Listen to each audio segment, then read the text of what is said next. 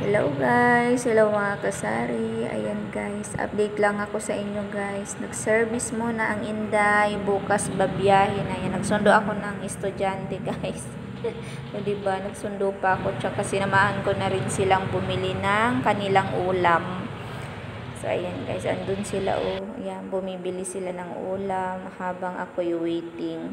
So ayan guys, nakauwi na ako niyan, nag-cleaning na ako ng aking e-bike kasi bukas ay gogora na si Inday pauwi ng Bicol. Ayan, biyahe na naman ako guys, pauwi ng Bicol. So nilinis ko muna ang aking e-bike para naman matagal-tagal siyang mapapahinga, matatambay para naman malinis naman siya.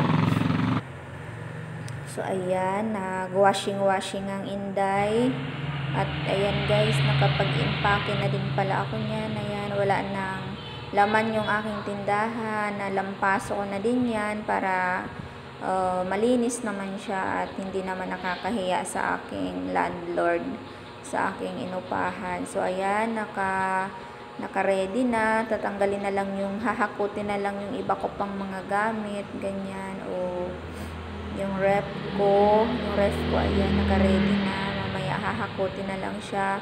Pati yung foam, yung kutsyon na hiniram ko, ayan, naka-ready na din. Tsaka yung aking mga gamit na iiwanan ko, yan, naka-ready na din. Tsaka yung ibang dadalhin ko sa Bicol, ayan, naka-ready na din siya. Naka-impake na ako guys, ayan, naka-ready na ako.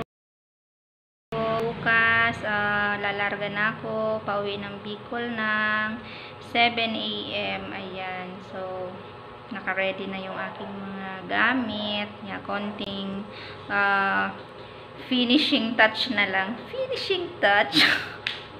konting finishing touch na lang guys ng pa-English pang Inday, yan, yung paglilinis.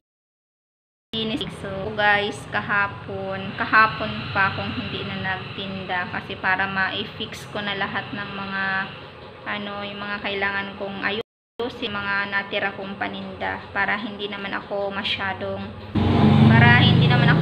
marash ba sa oras. yan, kakatapos ko lang mag-clean ng aking electric bike.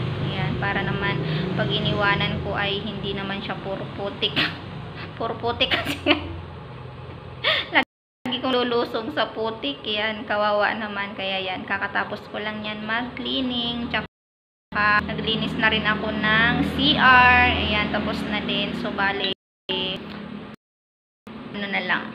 Mamaya tutulog na lang ako.